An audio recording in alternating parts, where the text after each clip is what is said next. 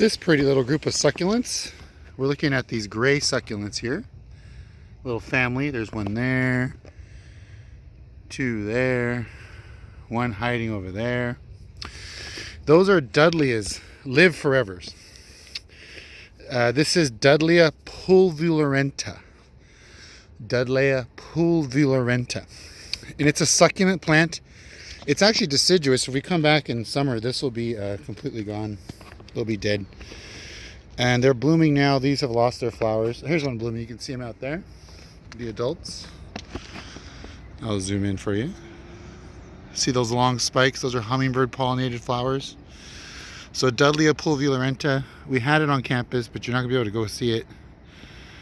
When you go back to campus, this would have been in our desert section. So it is growing here with the coastal prickly pears, Opuntia littoralis, which we'll do next.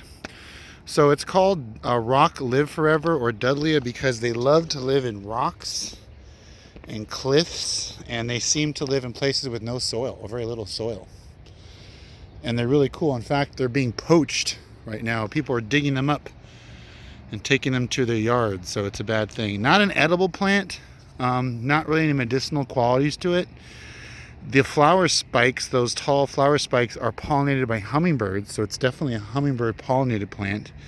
I would use it in a rock garden, or a real steep area, or a cactus garden. It has been propagated by seed. It's fairly easy, and I do see it now in the nurseries, so that's pretty good. So even though people do poach it, it's more available in nurseries. In fact, I bought a couple and they weren't that expensive. You can see a little baby right there.